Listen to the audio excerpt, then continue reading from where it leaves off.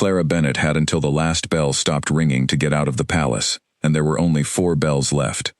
She ran with her shoes in one hand, and her healer's satchel banging against her hip, keeping to the narrow servants' corridor that ran behind the great hall. Through the stone wall she could hear the crowd roaring. 1,000 wolves from every corner of the Moon Kingdom, packed shoulder to shoulder, stamping their feet on the marble floor, while the old priests sang the coronation song. Every stamp went through the wall and into her ribs. She did not slow down.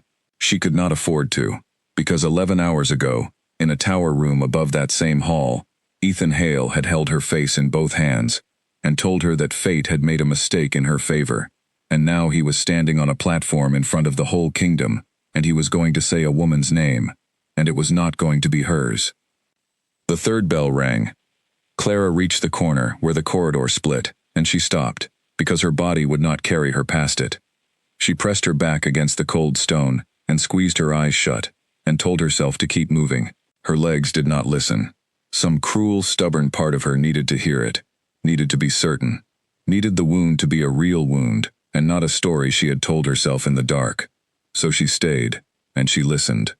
The singing stopped. The stamping stopped. Even the torches seemed to hold still. Then his voice came through the wall, and it was the same voice that had said her name, like it was a rare and breakable thing. By the light of the moon and the bones of my mother, I take a Luna to stand beside this throne, Ethan said. I take Vivian Crane, daughter of the Crane line, and with her, I take peace between the packs. The hall came apart with noise. Clara did not move. She listened to 1,000 people cheer for the end of a 10-year war, and she understood, distantly, that they were right to cheer. Sons had been going north for 10 years and not coming back. Mothers had been burying empty coffins. Peace was worth cheering for. Peace was worth almost anything. It was only worth one thing more than she had, and she had been the price. The 4th bell rang. She pushed off the wall and ran.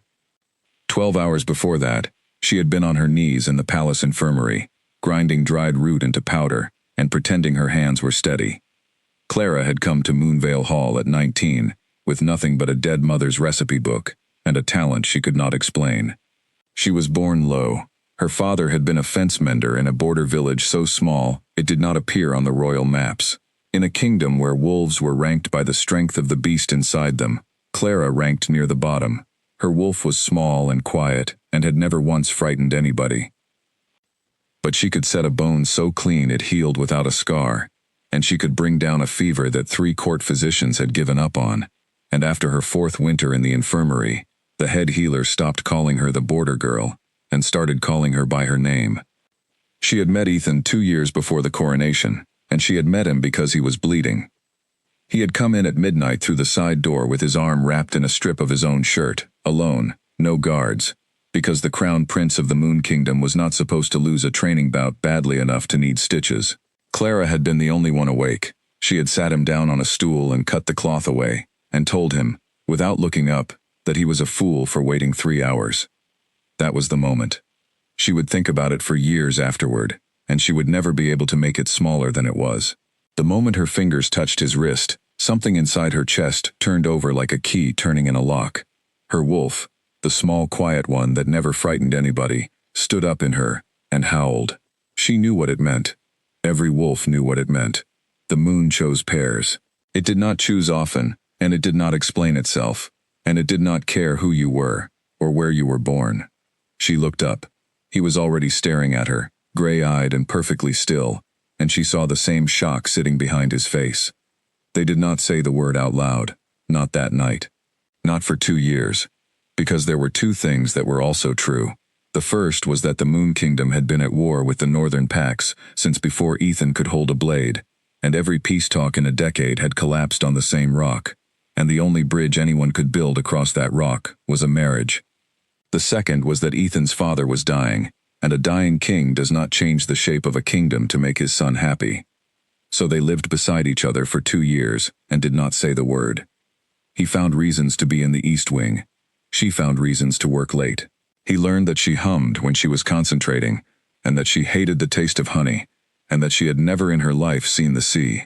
She learned that he did not sleep, that he read old pack law for pleasure, that he still kept his mother's hair comb in his desk drawer, 9 years after they buried her. They were careful. They were so careful that for 2 years, nobody in that palace of 10,000 watching eyes ever caught them at anything worse than talking. And then the old king died, and the coronation was set for the night of the red moon, and everything they had been carefully not saying got very heavy, all at once. The red moon came once every 9 years. On that night, the bond between fated pairs did not whisper. It shouted. Every healer in the kingdom knew to expect a busy morning after a red moon, and Clara had spent the whole day mixing calming drafts for other people. He came to the infirmary at dusk. He did not say anything at first. He just stood in the doorway with the last of the light behind him, and Clara set down the pestle, and her hands were shaking so hard she had to put them flat on the table. "Tomorrow," he said. "I know. They wrote the words already. They wrote her name on the parchment, and they want me to read it out, like I am reading a market list." "I know, Ethan. Say it to me," he said, "one time, before I never get to hear it." And she looked at him, and the moon was already coming up red over the tower, and she was so tired of being careful. "You are mine," Clara said. "You have been mine since the night you bled on my table, and you will be mine when I am old and you are married, and we are both pretending. That is what it is. That is the whole of it." He crossed the room. What happened after that belonged to them, and to the red moon, and to nobody else. There were no promises made, because they both knew what promises were worth in that palace. There was only one night, taken out of a life neither of them was allowed to have, held onto with both hands. Near dawn she lay awake with her cheek against his shoulder, and listened to him breathe, and did the arithmetic of the rest of her life. She would stay, she decided. She would stay and be his healer and watch him raise children with another woman, because leaving would be worse, and because she was not brave enough to be that far from him. That was the plan she made at dawn. By noon she was running down a servant's corridor with her shoes in her hand. The 5th bell had not yet rung when Clara reached the lower passage that ran under the chapel. It was the fastest way to the stable yard, and the least watched, because the priests kept it locked, and because the lock had been broken for 6 years, and only the infirmary staff knew it. She was halfway along it when she heard voices above her. Clara stopped. There was a grate in the ceiling of the passage where it ran beneath the chapel floor, an old thing for letting warm air down in winter, and through it she could hear 2 people speaking in the room above. She recognized the first voice immediately. Everyone in the kingdom would have. Ruth Ashford, the high priestess, keeper of the moon records, the woman who had crowned the king 1 hour ago, and who had crowned his father before him. Her voice was dry and unhurried, the voice of somebody who had never once needed to raise it. "It is done," Ruth said. "The Crane girl is Luna. The North will sign within the month. Then we are finished here," a second voice said. A man, older. Clara did not know him. "We are not finished. Read it again." "Priestess, I have read it 4 times. "Read it again," Ruth said, "because I want to hear the exact words spoken in this room on this night, so that neither of us can be foolish about it later." There was the sound of a page turning. When the man spoke again, his voice had changed. He was reading, and he was reading badly, the way people read when the words frighten them. "The moon speaks of the first child of the crowned king," he read. "Not the child of the Luna, the child of the moonless woman. This child will carry the old mark upon the shoulder, and this child will unmake the throne of the moon kingdom, and the crown will not survive the day the truth of him is spoken. Therefore the child shall not be raised. Therefore the child shall be given, before his 6th winter, to close the debt." The passage was very cold, and very quiet. "You see the difficulty," Ruth said. "There is no moonless woman. He has been betrothed to the Crane girl for a year. He has not so much as looked sideways at a servant. He is a wolf on a red moon," Ruth said. "Do not tell me what he has not done. Tell me instead that you will watch. Every woman in this house, every healer, every maid, every girl in the kitchens. If one of them starts to change shape, I want to know before she does. And if there is a child, then it will be given," said Ruth Ashford, "before its 6th winter, exactly as it is written, and the king will never be told there was a child at all, because a father who knows is a father who fights, and I have not spent 40 years holding this kingdom together, to watch it come apart over one infant." Clara had stopped breathing some time ago. She made herself start again, slowly, through her mouth, because her body had begun to shake and she could not afford the noise. the old mark upon the shoulder. She knew that mark. Every healer knew it from the old texts, and no healer alive had ever seen one. A crescent burned into the skin of a newborn, the moon's own signature. It had not appeared in the kingdom for 300 years. She waited until the footsteps above her had crossed the chapel floor and gone. Then she walked, very carefully, to the end of the passage, and out into the stable yard, and she stood in the cold sunlight, with her heart going like a hammer. She did not know yet. It was one night. It was less than a day. There was no possible way for her to know anything.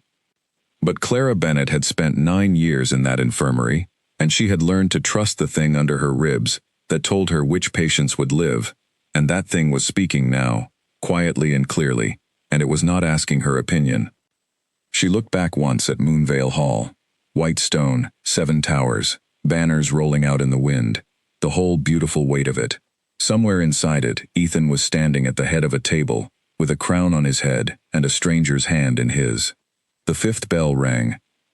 Clara turned her back on the palace, and she walked out through the north gate, with a healer's satchel, and no plan, and no name to give anyone, and she did not stop walking for 11 days. She was 9 miles gone before she let herself cry, and even then she did it while she walked. Behind her, in a room above a broken lock, Ruth Ashford rolled a piece of parchment closed, and tied it with black thread, and set it in a box that only she had the key to. She was not a cruel woman. She would have said, if anybody had asked her, that she had never in her long life done a single thing for herself.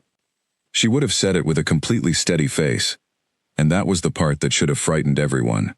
The riders came into Stonebrook at the worst possible hour, and Clara was standing in the open with a bucket in her hands when she heard them. 4 horses, royal shoes on the hooves, which made a harder sound on packed dirt than farm iron did, and she had spent 9 years listening to that sound cross a palace courtyard. She set the bucket down without spilling it. She walked, not quickly, to the low stone wall behind Nora Finch's house, and she went over it, and she lay down flat in the wet grass on the other side, with her arms wrapped around the enormous weight of her stomach. She was 7 months along. Lying flat was not something her body enjoyed anymore. The horses stopped in the village square, 30 paces away. A man's voice, bored and official, asked whether anybody had seen a woman traveling alone. Dark hair, about 27, possibly calling herself a healer.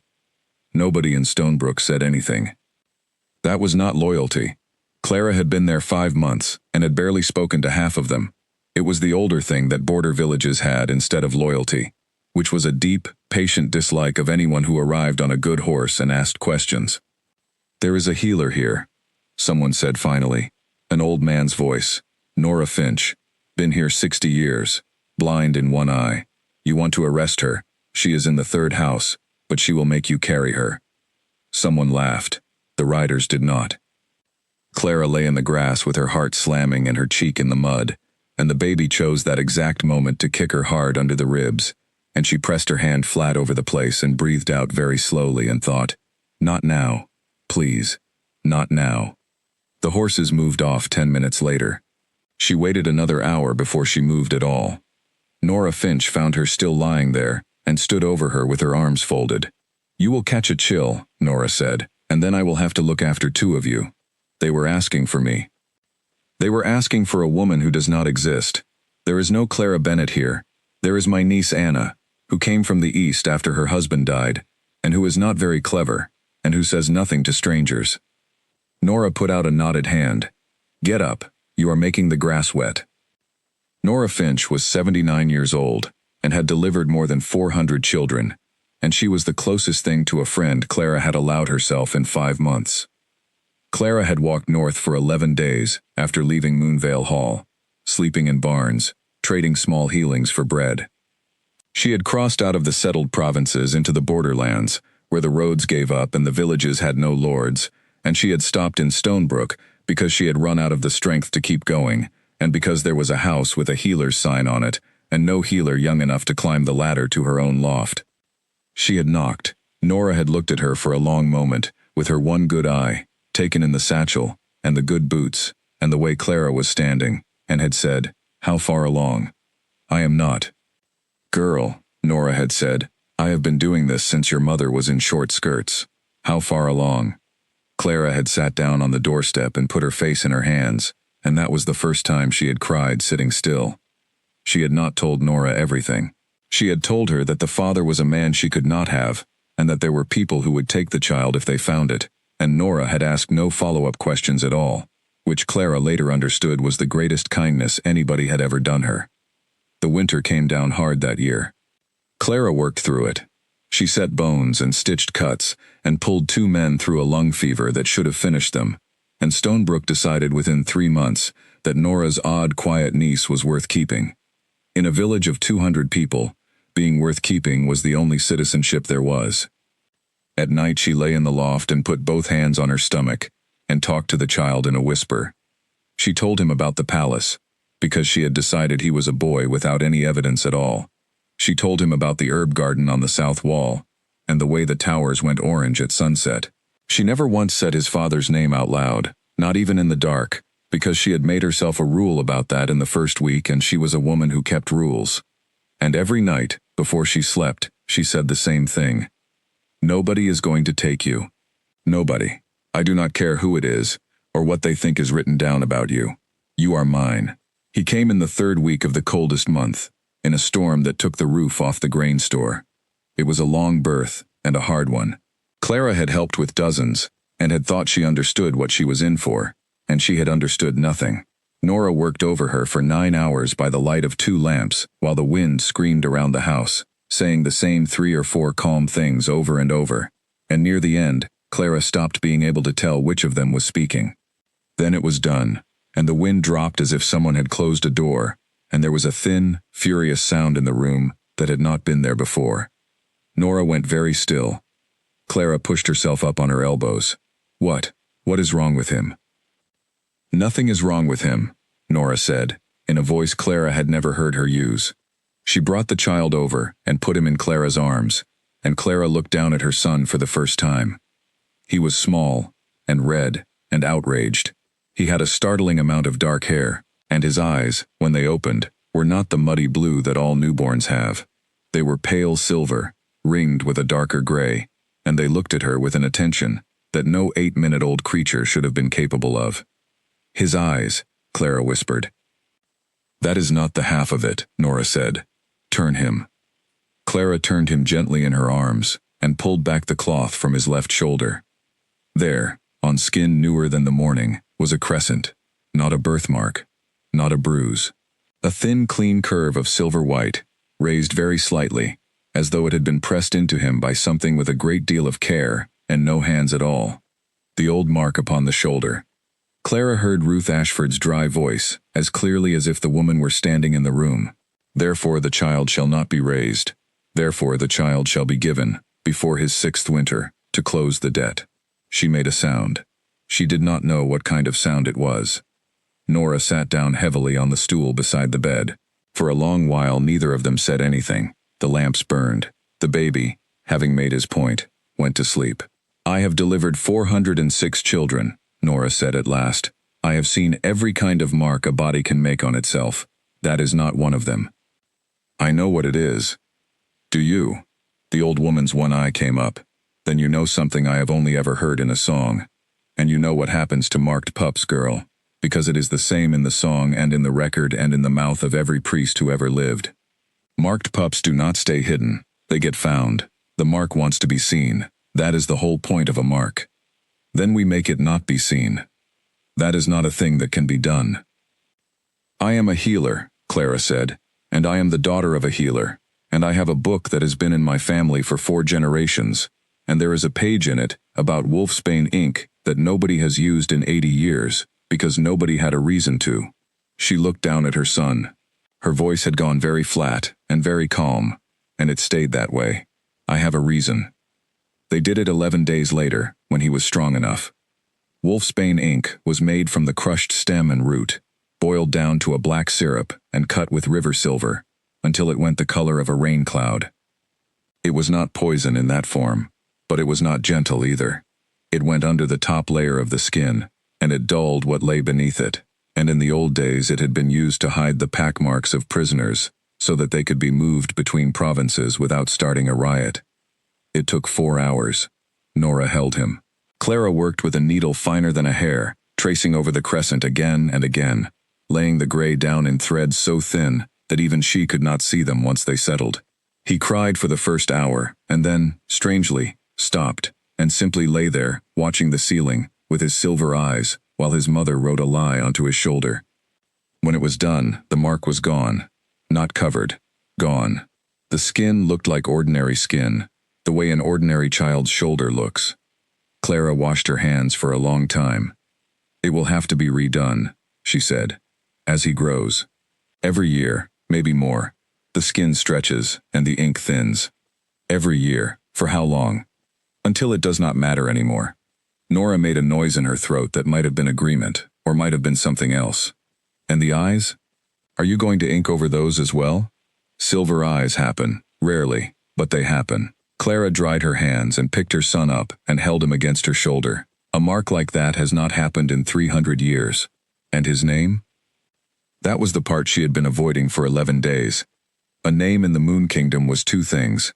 It was what your mother called you, and it was the line you belonged to, and the second one was the one that got you killed. Bennett was a small name from a small village, but it was hers, and it was written in the palace record books beside 9 years of service, and if anyone ever came looking for a woman with a child, a name was the first thread they would pull. "Noah," Clara said. "Just Noah." "Just Noah what?" "Just Noah." Nora looked at the baby for a while. That is a hard thing to give a boy. A child with no line to stand in has to build his own, and that is a long build. He will be alive to build it. "Yes," the old woman agreed. "He will be that." She stood up, joints cracking, and went to bank the fire, and she stopped halfway there and said, without turning around, "You should know that I am not a fool, and I have not been one for 79 years. Silver eyes, the old mark. A woman who runs out of the capital in the same season the new king takes a crown." Clara did not answer. "I am not asking," Nora said. "I am telling you that I know, so that you can stop working so hard to hide it from one old woman in one small house. Save your strength. You will need all of it and then some." She went to the fire and pushed the log in, and the room went warm and orange, and Clara sat on the edge of the bed with her son asleep on her chest, and understood that she had just been given something. Not safety. Nothing in the world was going to give her safety again. But a witness, somebody who knew and stayed anyway. It lasted 8 days. On the 9th, a boy came running down from the ridge road shouting that there were riders on the north track, 6 of them, moving slowly and stopping at every house. Clara was in the yard. She had Noah in a sling across her chest and a basket of washing in her arms, and she stood absolutely still, with the wet cloth soaking cold through her sleeves, while the whole village came out of its doors to look. Nora came out last, leaning on the doorframe. "Inside," she said. "They will search the houses. Then get in the cellar, and put the boards back, and do not make a sound. And if he cries, girl, you will have to make sure he does not." Nora's one eye was hard. "Go." Clara went. She lay in the dark under the floor of that house, with her son, against her body, and her hand light against his mouth, and she listened to boots come into the room above her, and cross it, and stop. She heard a man's voice say, quite clearly, that the crown was looking for a woman who had taken something out of the palace that did not belong to her. And Clara, in the dark, thought, "No, he belongs to me. He has never for one moment belonged to any of you." 5 winters later, Noah came through the door of the house with blood on his mouth and his chin up, and Clara put down the knife she was chopping with and did not shout. "Sit," she said. He sat. He was 5, small for it, all knees and elbows, with hair that would not lie down, and a way of looking at people that made grown men shift their feet. He sat on the stool with his hands on his knees, and his lips split, and he did not cry, which somehow made it worse. Clara wet a cloth and knelt in front of him and worked at the blood. "Who?" "Peter Dunn. Peter Dunn is 9. I know how old Peter Dunn is." "And what did Peter Dunn say?" Noah looked at the wall over her shoulder. Nothing. Clara kept cleaning. She had learned a great deal in 5 years about how to get things out of her son, and none of the methods involved asking twice. She rinsed the cloth. She dabbed. Outside, someone was calling their goats in. He said I have no wolf, Noah said. There it was. He said everybody knows. He said his brother shifted at 4, and Mary Cobb shifted at 5, and I am 5, and there is nothing in me, and that is why I have no father, because a man does not stay for an empty pup. He said all of it in one breath, flatly. The way you carry something heavy across a room fast, so that you can put it down. Then I hit him. And then he hit you back, being 9. Yes. Clara set the cloth down. She had rehearsed this conversation for 5 years. She had lain awake, and built it, and rebuilt it, and every single version she had built was now standing uselessly to one side, while her son sat on a stool in front of her with a split lip. "Come here," she said. He came. She put her hands on his shoulders and turned him, so that he had to look at her. "Some wolves come late," Clara said. "That is true, and it is not a lie I am telling you to make you feel better. My own grandmother did not shift until she was 11, and she was the strongest one in her line. The wolf comes when it is ready, and not one day before, and there is nothing wrong with you." "And my father?" And there it was again, the second question, the one that came every few months in a different shape. Clara had a lie built for that one too. It was a good lie. She had made it years ago, and she had polished it, and she used it now, the way she always did, and she hated it the way she always did. "Your father was a soldier," she said, "and he was a good man, and he died before you were born, in a place a long way from here. He did not know about you. If he had known about you, he would have walked back across the whole kingdom on broken feet to meet you." Noah considered this. "What was his name?" "That is a thing I will tell you when you are older." "Why?"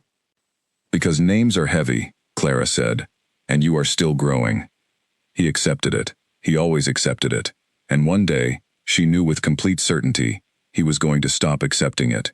And that day was going to arrive faster than she was ready for. He went to the door, then stopped and turned back.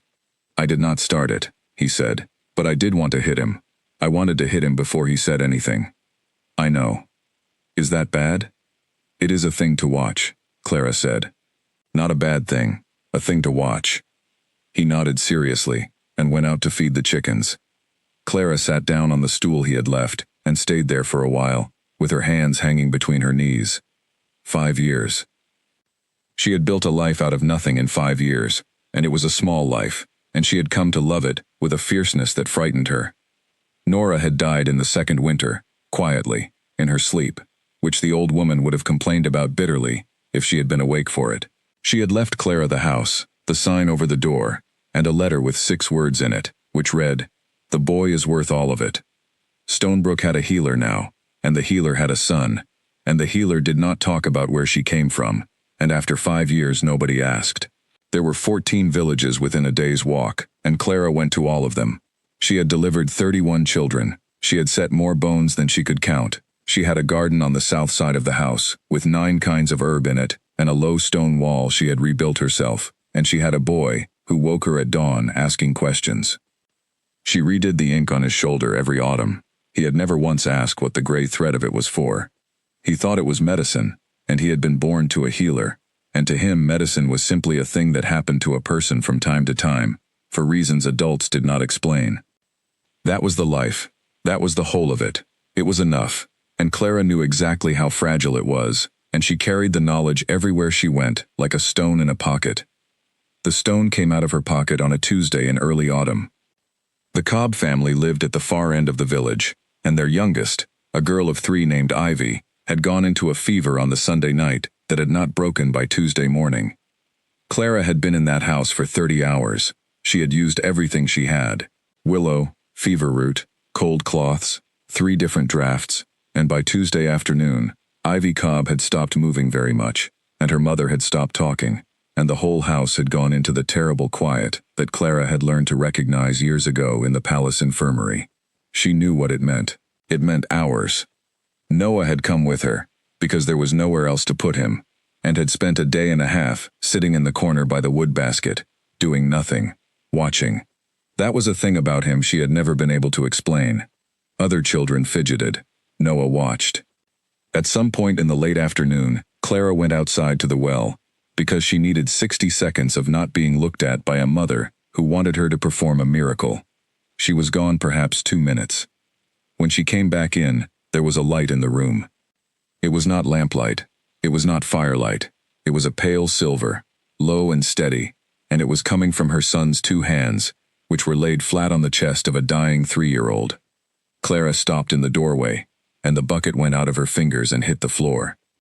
Nobody looked at her. The whole room was looking at Noah, and Noah was looking at Ivy Cobb with his face screwed up in fierce concentration, like a boy trying to lift something much too heavy, and the light was running out of his palms and down into the child. It lasted perhaps 4 seconds. Then Ivy Cobb took a breath. A real one, deep, the kind she had not managed since Sunday. Her eyes opened. She said, in an entirely ordinary and slightly annoyed voice, that she was thirsty. The light went out. Noah swayed and sat down hard on the floor. Clara crossed that room faster than she had moved in 5 years. She got her arms around him and hauled him up against her, and she could feel him shaking, and his skin was cold, and his eyes, when he looked up at her, were bright and unfocused. "I am sorry," he said. She was going. I could feel her going. I did not decide to. "I know. Am I in trouble?" "No," Clara said, and her voice was steady, and her hands were not. "No, my love, you are not in trouble." Behind her, Ivy Cobb's mother started to cry. Behind her, 6 other people in that room started to talk at once. And near the door, standing where he had been standing since noon, because he had come to sell salt and copper wire, and had stayed to see how it ended, there was a traveling merchant with a gray beard and a leather pack, and he was not talking at all. He was standing perfectly still, looking at the boy, with an expression on his face that Clara did not understand and hated on sight. She got Noah home. She put him to bed. He slept for 14 hours. Then she went back out into the village, and did the only thing there was to do, which was to talk to every single person who had been in that room, one at a time, and tell them the same thing. "Fever breaks," she told them. "Sometimes it breaks on its own, and it looks like a miracle." There was no light. It was a lamp behind him, and a child who was going to live anyway. If it goes further than this village, it will bring priests, and priests take children away to study them, and it will be my boy they take, and he is 5 years old. They agreed. Every one of them. Stonebrook had a deep, patient dislike of anyone who arrived on a good horse and asked questions, and it closed around Clara and Noah like a hand closing. 14 people had been in that room, and 13 of them were from Stonebrook. The 14th was gone by first light, on the South Road, in a cart loaded with salt he had not managed to sell. His name was Gareth Doyle, and he had been buying and selling along the border tracks for 19 years, and for 11 of those years he had also been sending short reports to a clerk in the capital who paid in silver, and did not ask him to write his own name at the bottom. He rode for 4 days. In a town called Redwater he stopped at a house with no sign on it, and he sat down, and he wrote 9 lines. He wrote about a village called Stonebrook in the far borderlands. He wrote about a healer who had come from nowhere 5 or 6 years ago, and gave no family name, and he wrote about her son, who had silver eyes, who was said to be about 5, and who had put his hands on a dying child in front of 14 witnesses, and made light come out of them. He sealed it, he handed it over, he collected his silver, and he went and had a decent meal, and he never thought about it again, because in 19 years, none of his reports had ever come to anything. The letter went south by fast rider. It reached the capital in 6 days. It was opened by a clerk, who read it twice, and then stood up so quickly that his chair went over backward, because there was a standing order in that office. It was 11 years old, and everybody who worked there had been made to learn it by heart, and it said that any report from any province mentioning a child with silver eyes, or an unexplained healing, or a woman who had come out of the capital in the year of the coronation, was to go directly and immediately, and by hand, to one person only. Not to the king, to the high priestess. The messenger reached the throne room at Moonvale Hall, while the king was already shouting, which meant that nobody noticed him for a full minute. "Read it to me again," Ethan Hale said. The steward's hands were not steady. 340 acres in the Redwater Valley. The wheat came up in spring, and turned gray in the stalk before it headed. The wells at Fort Hill have gone bitter. And there were 9 births in the Ashfield pack this season, sire, and none of the 9 have a wolf in them. Not late, not sleeping. The old ones say they can feel that there is nothing there at all. 9 out of 9. Yes, sire. And last season? 6 out of 11. Ethan stood at the long table with both hands flat on the map and did not say anything for a while. He was 33 years old. He had been king for 6 years. He had a peace treaty signed and sealed with the Northern Pax, a Luna at his side, a treasury that was not empty, and by every measure that a court keeps, he had done well. He had also, in those 6 years, watched his kingdom begin to die from the inside, and nobody could tell him why. They called it the Withering. It had started small, 3 years after the coronation, in a few fields in the west. Now it was in 9 provinces. Crops came up and went gray. Springs turned bitter one by one, always overnight, always without warning. And, worst of all and most quietly of all, the pups were being born without wolves. That last part was not in any public record. Ethan had made certain of it. A kingdom can survive bad harvests. A kingdom of wolves does not survive the news that it is ceasing to be a kingdom of wolves. He had brought in priests, healers, scholars from 3 provinces. He had opened the old archive and read until his eyes failed. He had prayed, which he had not done since his mother died, and he had felt precisely nothing looking back at him. "Sire," said the steward carefully, "the high priestess has offered again to hold the great rite. She believes a proper offering at the next red moon would turn it." "The high priestess has offered 11 times. "Yes, sire." "And each time she offers, she looks at me," Ethan said. "The way a woman looks at a locked door she already has the key to. I am not a stupid man.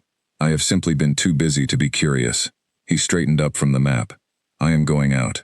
The room went quiet. "Sire? I am going to ride the provinces.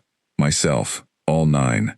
I want to stand in the gray fields and drink the bitter water, and hold one of these children, and I want to do it without 40 people arranging what I am allowed to see." He rolled the map up. "Tell the stable master, 20 riders, no more. We leave in 3 days." "Vivian will not like it," said a voice from the doorway. Vivian Crane had a way of arriving in rooms that made it seem she had been there the whole time, and everyone else had only just noticed. She was tall, calm, and beautifully composed, and 6 years of marriage had taught Ethan that she was the most intelligent person in almost every room she entered. "Vivian is welcome to stay here and run the kingdom while I am gone," Ethan said. "She does it better than I do anyway." "That is true," his Luna agreed pleasantly. "But it is not what I meant. You are the king. If you ride into a province and it is dying, you cannot unsee it, and you cannot come home and tell them it is fine. I have no interest in telling anybody it is fine. That is exactly what worries me." He looked at her. 6 years. There had never been anything unkind between them. There had also never been one single moment when either of them forgot what they were, which was 2 people who had signed a peace treaty and then lived inside it. They had no children. That was the other thing the court whispered about, and neither of them had ever discussed it in a way that used plain words. "Vivian," he said, "the wolves are going out of my people. Do you understand that? Not the harvest, the wolves. In 2 more generations there will be no Moon Kingdom at all, just a lot of confused farmers standing in a gray field, and the histories will say it happened during the reign of Ethan Hale, and they will be right." He picked up the rolled map. "I am going out." She watched him go, and her face did not change at all, and after he had left, she stood alone in the throne room for some time. Then she went, without hurrying, to find the high priestess. The king rode for 19 days. He saw the gray wheat in Redwater and put his hand into it and watched it crumble into dust that would not even feed a fire. He drank from a well at Fort Hill and spat it out. In the Ashfield lands, he sat on the floor of a small house with a baby in his arms, 4 months old, healthy and pink and perfect, and he reached out with the thing that every alpha has, the thing that finds the wolf in another person and greets it, and he found nothing at all. He handed the child back to its mother and went outside and stood behind the house for a long time, where nobody could see his face. On the 20th day, they crossed into the borderlands, and the maps stopped being useful. "There is nothing out here, sire," his captain said. 14 villages maybe. No lord, no records. They pay no tax because there is nothing to take." "Then it will not be arranged for me," Ethan said. "Ride on."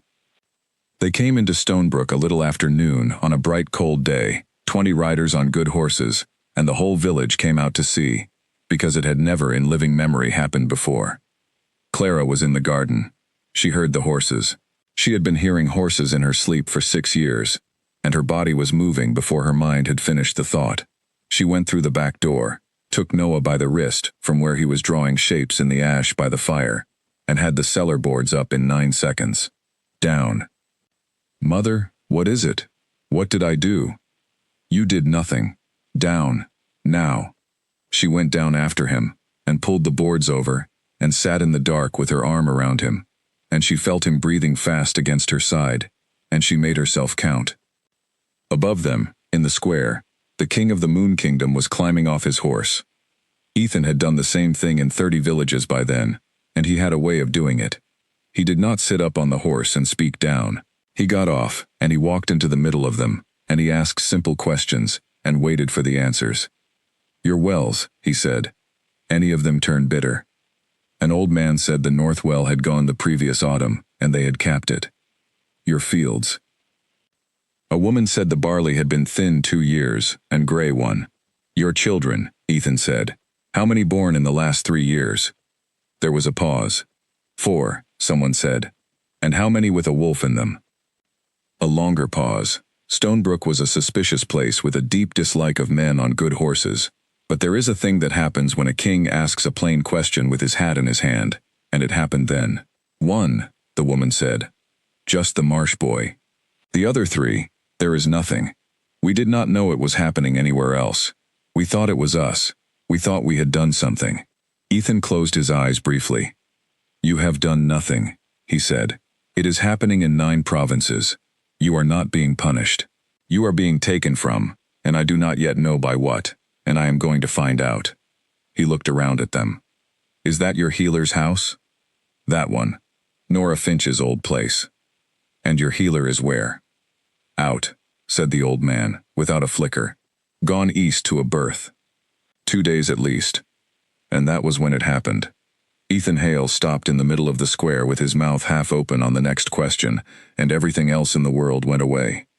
It came on the wind off the garden on the south side of the house. Herbs, mostly. Crushed leaf and river water, and the sharp green of something growing, and underneath that, so faint that a man would have to have carried it in his memory for 6 years to catch it at all, there was a scent that his entire body knew before his mind was allowed an opinion. The reaction was not gentle. Something in his chest rose up so hard and so fast that he actually took a step backward. His wolf, which had been a flat gray silence inside him for 6 years, which he had privately thought was dying along with the rest of the kingdom, stood up in him, and threw its head back and howled, and it was not a sound of grief. It was a sound of recognition. His captain was at his elbow. Sire, sire, are you unwell? Ethan did not answer. He was looking at the healer's house, at the low stone wall, rebuilt by somebody with more patience than skill, at the 9 kinds of herb in rows, at a wooden cup sitting on the step, and a boy's coat hung on a peg by the door, and a line of washing that had been taken down in a hurry because 2 pegs were still on the rope with nothing between them. Under the floor of that house, in the dark, Clara Bennett sat with her hand over her son's mouth and felt her own chest tear open. Because the bond does not go one way. 6 years she had kept it quiet. 6 years she had folded it up smaller and smaller and put it somewhere at the back and lived her small good life around it. And now something in her was screaming toward the surface, toward the square, toward the man standing 30 paces away in the cold sunlight, and it did not care about prophecies or ink, or a 5-year-old boy, or anything else at all. She bit down on the inside of her cheek until she tasted iron, and she did not make a sound. Noah, against her side, went very still. Mother, he whispered, your heart is going so fast. Above them, boots crossed the floor. Ethan Hale walked into the healer's house alone, and stood in the middle of the small warm room, and turned around slowly, with his eyes shut and breathed in. He stood there for a long time. When he came back out into the square, his face was perfectly composed, and only the captain, who had known him for 20 years, saw that his hands were not. We stay, the king said. Sire, there is no accommodation here. We plan to reach the ford by dark. We stay, Ethan repeated. We stay until the healer comes back from the east. He looked at the old man who had lied to him, and the old man looked back, and neither of them blinked. 2 days, you said. That is what I said. Then I have 2 days, said the king. She came up out of the cellar at moonrise on the second night, and he was sitting on the low stone wall of her garden as if he had grown there. Clara stopped in the doorway. There was no point running. She had understood that hours ago, lying in the dark listening to 20 horses not leave. The village had done what it could. Somebody had brought bread and water down to the cellar hatch at midnight and whispered that the king had not gone, that he had walked the whole village twice, that he had asked no questions since the first afternoon, and had simply sat and waited, like a man at a river. So she came up, and she washed her face, and she made Noah stay under the floor, with a candle, and a piece of bread, and a promise, and she walked out of her own front door, with her chin level. Ethan stood up. For a moment, neither of them said anything at all. 6 years is not a long time in a mountain, and it is a very long time in a face. He had lines now that had not been there. There was gray at one temple, he was heavier through the shoulders, and he held himself differently, the way men do when they have been carrying something for years without setting it down. And Clara knew, with a certainty that made her furious, that he was thinking the same things about her. Anna, he said, that is what they call you here. That is my name here. They lie for you very well. All of them. I have been lied to by professionals my entire life, and I have never once been lied to as well as I have been lied to in this village. They are good people. They are. He took one step, and stopped, because she had taken one back. Clara, do not. 6 years, Ethan said. 6 years and 11 days. I know the number. Do you understand what it is like to know a number like that, and never say it out loud to anybody? Yes, Clara said. I do, actually. That landed. She watched it land. Why did you go? He said. And there it was. The question she had built a life on the other side of. She had imagined this too. Of course she had. She had imagined it in the loft, in the cellar, in the long walks between villages, and in every version she had made a speech, and the speech had been magnificent. What came out of her mouth was not magnificent. It was 6 years of pressure, through a very small opening.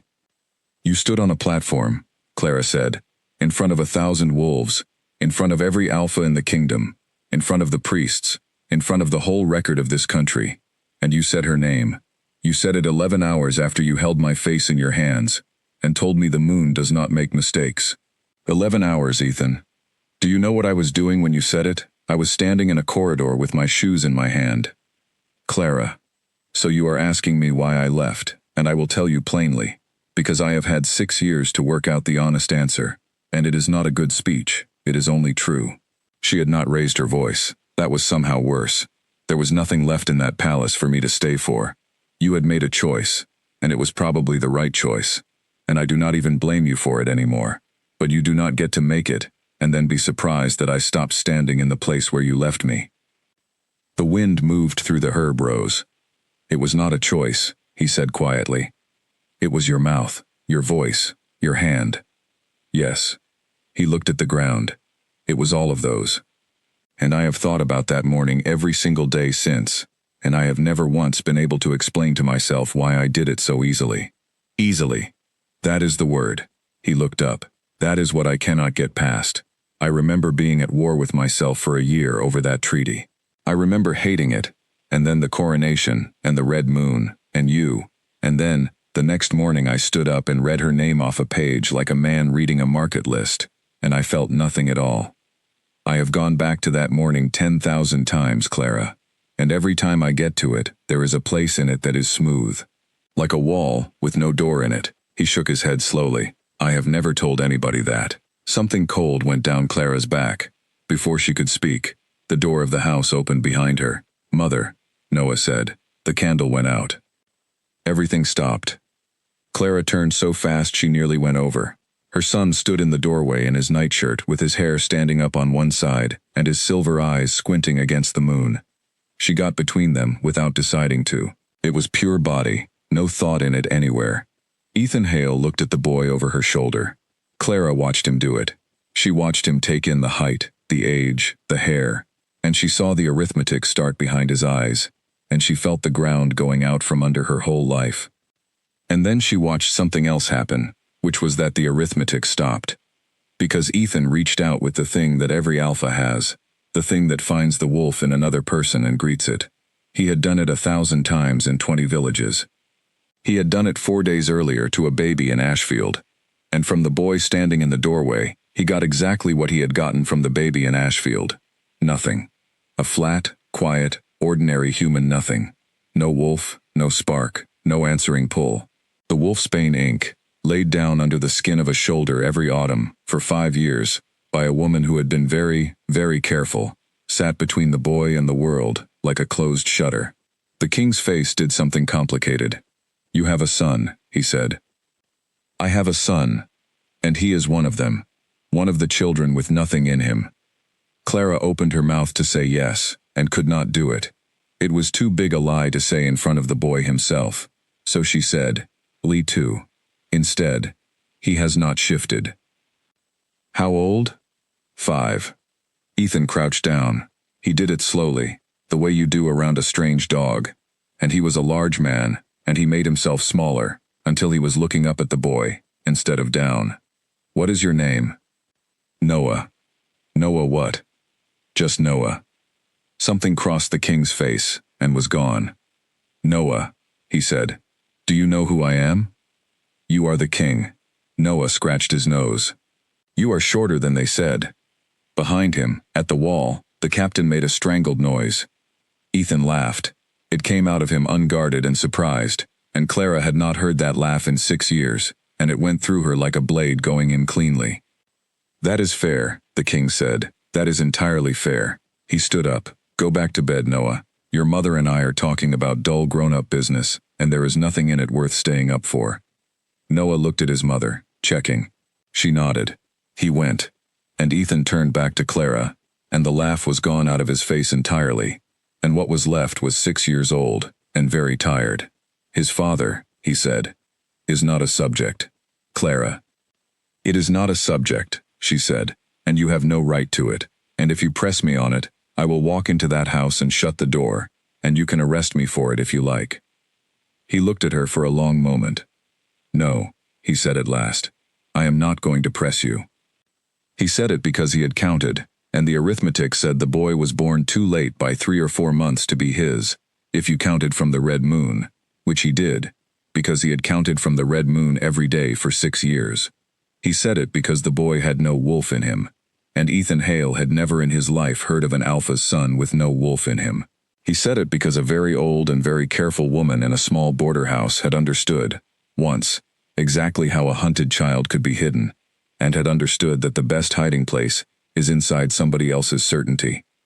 "I will be gone in the morning," Ethan said. "I have 7 more provinces." "Good. That is not what I meant." "I know what you meant." Clara's hands were fists at her sides. "Go and save your kingdom, Ethan. That is what you are for. You were always going to be for that. I understood it before you did." He left the garden. At the gate he stopped, without turning around. "There is a thing I have never been able to make sense of," he said. "The bond went quiet the day you left. Not gone. Quiet. Like a room with the door shut." He put his hand on the gate post. "It has been shut for 6 years. It opened 2 days ago when I rode into this village, and it has not shut since, and it is not going to, and both of us know it." Then he walked away down the dark lane, and Clara stood in the herb rows with her arms wrapped around herself, and did not go inside for a long time. She did not know that she was being watched. The carriage had come in at dusk with an escort of 30, and it had stopped at the far end of the village, and nobody had gotten out of it. Vivian Crane had ridden 4 days to get there. She had left the capital 11 hours after a certain letter reached a certain office, and she had not told her husband she was coming. She had watched the whole conversation from behind a half-open carriage door. She had not heard the words. She had not needed to. She had watched a man who did not laugh at something a strange child said. She had watched the way he had crouched down. She had watched her husband stand in a garden with his shoulders down and his hands open, and she had understood in about 4 seconds, a thing that 6 years of court gossip had never quite been able to tell her. The next morning the king rode out at first light with 20 men. Vivian Crane did not go with him. She sent word that she would follow within the day, that her horses needed rest, and that he was not to wait. At mid-morning she walked up the lane alone, in a plain gray traveling coat, and led herself through the gate of the healer's garden. Clara was on her knees in the herb rows. She looked up. 6 years, and she had never once seen the woman's face. She had only heard a name said out loud in a great hall through a stone wall. She knew her instantly anyway. "Do not get up," Vivian said, "and please do not be frightened, because there is nothing in this garden that can frighten me, and nothing in me that should frighten you. Not today." Clara got up anyway, slowly, with the trowel still in her hand. "You are the Luna." "I am."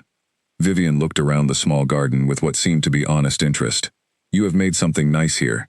That is not sarcasm. I have very little patience, and no ability to grow anything, and I always admire it in other people. What do you want?" "To have a conversation that has been 6 years overdue." Vivian's calm, beautiful face did not change at all. "You are Clara Bennett. You were a healer at Moonvale Hall for 9 years. You left the capital on the morning of the coronation, on foot, through the north gate, and you have been here ever since. Your son is 5. His name is Noah, and he has no family name." Clara's grip on the trowel tightened. "There is a report about your boy," Vivian went on. "It came south 3 weeks ago. It says he put his hands on a dying child and made light. I read it before anybody else did, because I have read everything that comes into that office for 6 years, and I came here directly, and I have said nothing to my husband, which you may believe or not as you please." "You are here to take him." "No," said Vivian Crane. "I am here because I have known there was a child, since before there was a child, and I have been waiting 6 years to find out whether I had made the worst mistake of my life." Clara stared at her. "Since before," she said. "Yes. That is not possible. The prophecy was read the night of the coronation. I heard it myself. I was under the chapel floor when Ruth Ashford read it out. It came from the Moon records. It came from the archive. Nobody knew about it before that night." And Vivian Crane looked at her with a perfectly steady face and said, "Of course nobody knew about it before that night. I wrote it 8 months earlier and put it in her hand myself." Clara took 2 steps forward with the trowel still in her hand, and Vivian Crane did not move an inch, and that was somehow the thing that stopped her. "Say that again."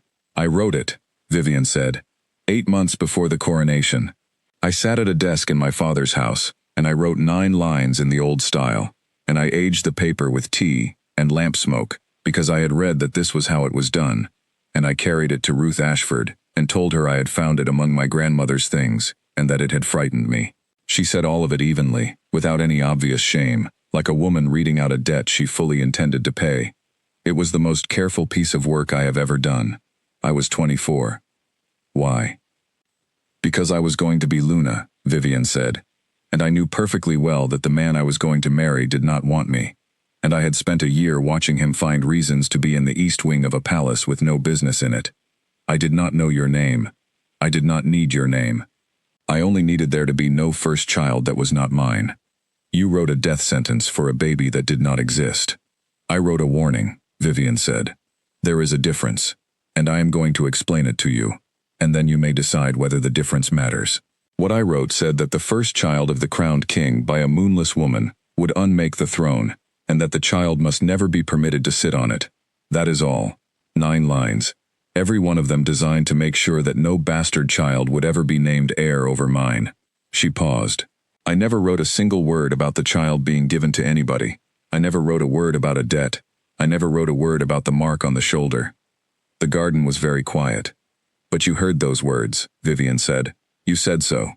Under the chapel floor, on the night of the coronation, out of Ruth Ashford's mouth. I heard every word of it. Then you have understood something that took me 6 years to understand. For the first time, something moved behind that composed face, and what moved there was not calm at all. I gave that woman a lie, and she handed it back to me with something else living inside it.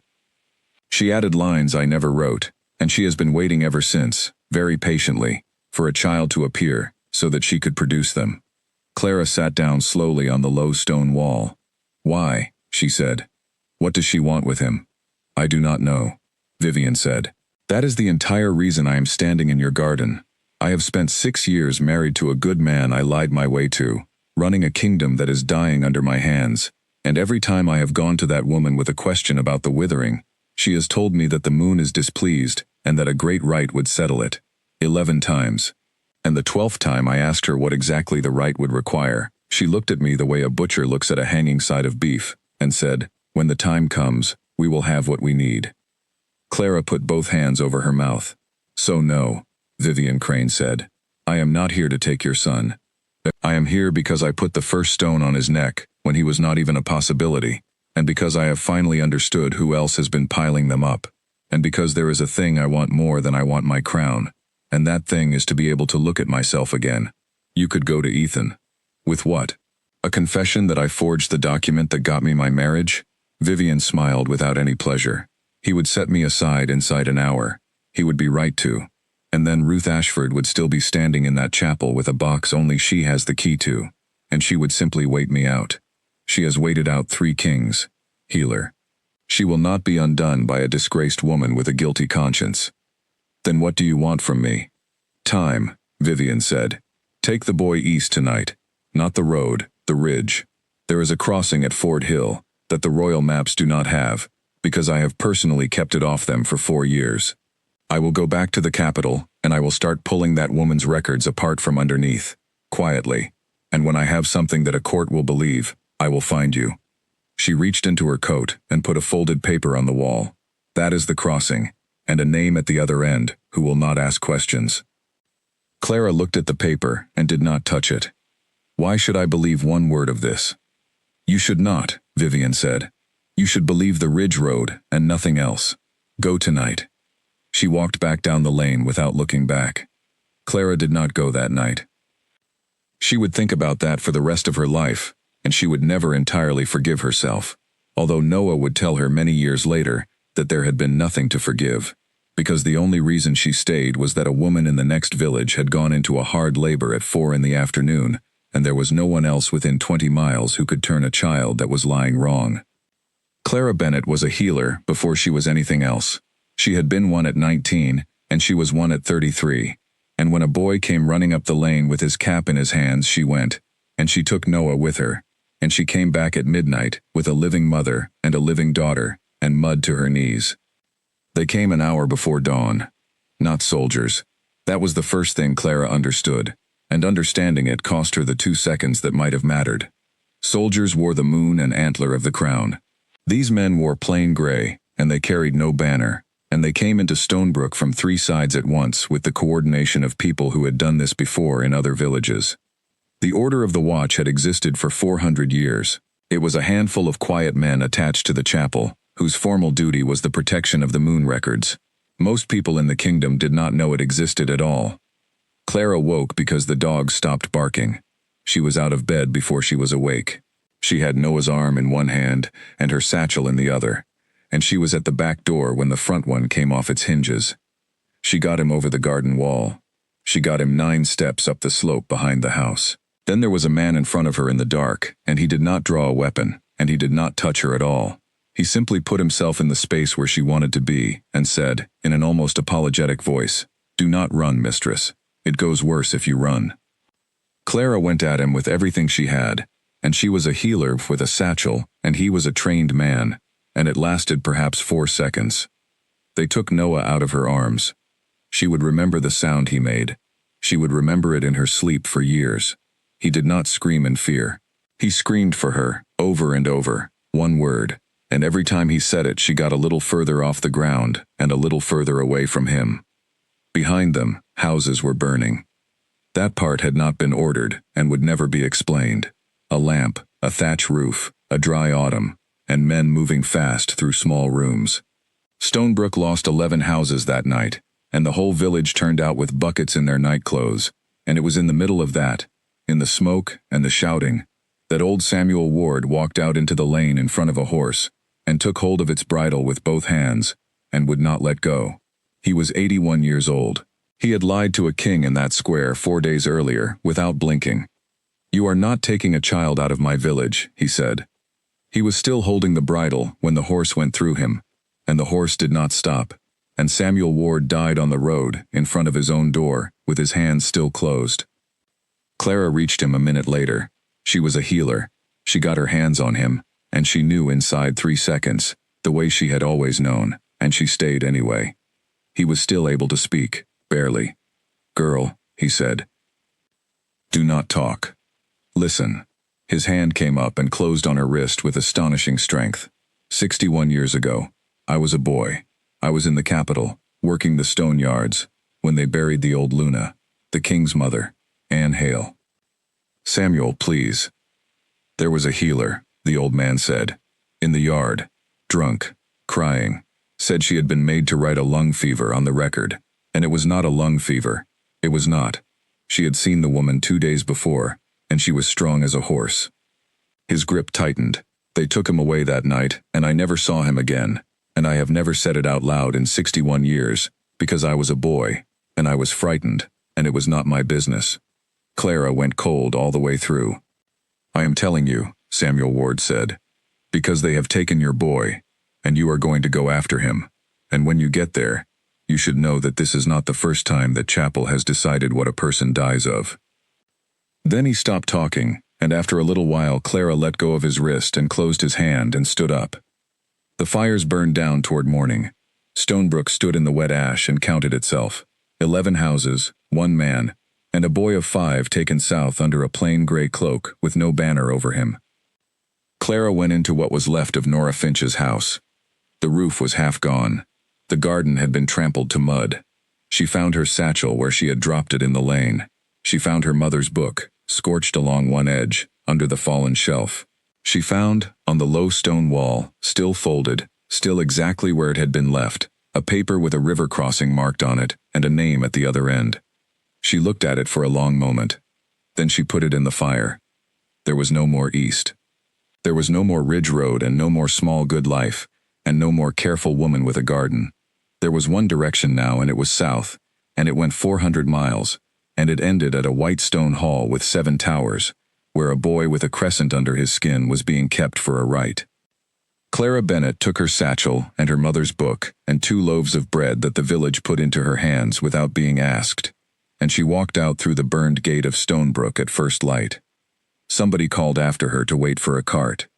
She did not turn around, and she did not slow down, and she was 3 miles gone before the sun cleared the ridge.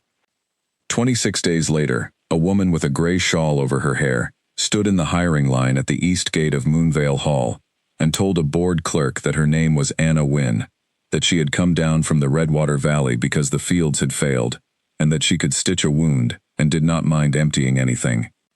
The clerk did not look up. The Withering had emptied 9 provinces into the capital that year, and the hiring line ran 200 deep every morning, and the palace had lost 4 kitchen girls and 2 infirmary hands to the fever in the last month alone. Read? A little. Family?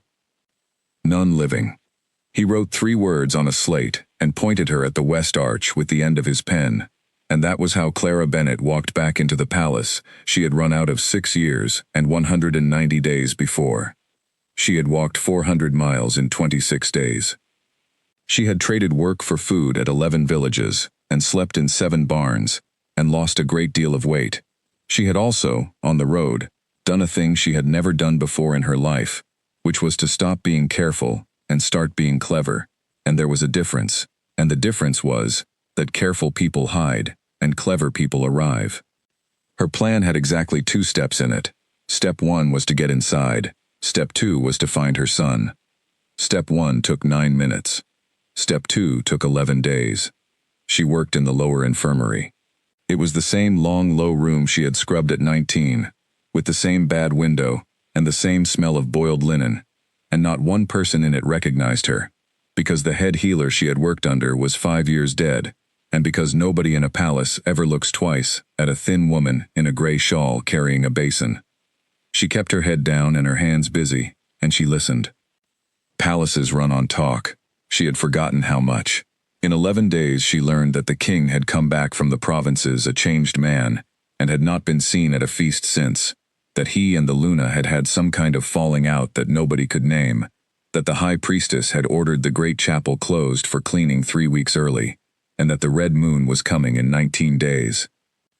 And on the 11th day, carrying a tray of soiled cloths down a stair she had no business being on, She heard 2 watchmen talking about the boy in the North Undercroft. Still not eating. He will eat when he is hungry enough. He is a rogue orphan out of the border. He has been hungry his whole life. That is the wrong tool with that one. Clara stood on the stair with a tray in her hands, and the whole world narrowing down to a point. The North Undercroft was 3 levels below the chapel, and it had, according to every servant she carefully did not ask, precisely 1 door and 2 men outside it at all times. It took her another 4 days to get in. She did it with a fever. She started it herself, in the barracks well, with a very small amount of something out of her mother's book that would put a strong man flat for 2 days and do him no lasting harm at all. 11 watchmen went down inside 30 hours. The infirmary flooded. The palace panicked, because a fever in a watch barracks 3 weeks before a great rite is the sort of thing that ends careers. And on the second night, when there were not enough healers to walk, and the head of the household was shouting at anybody with a pulse, a thin woman in a grey shawl was handed a lamp and a satchel, and told to go down to the North Undercroft and check the child, because if the child took the fever before the rite, there would be no rite at all. 2 men opened the door for her. Clara walked in.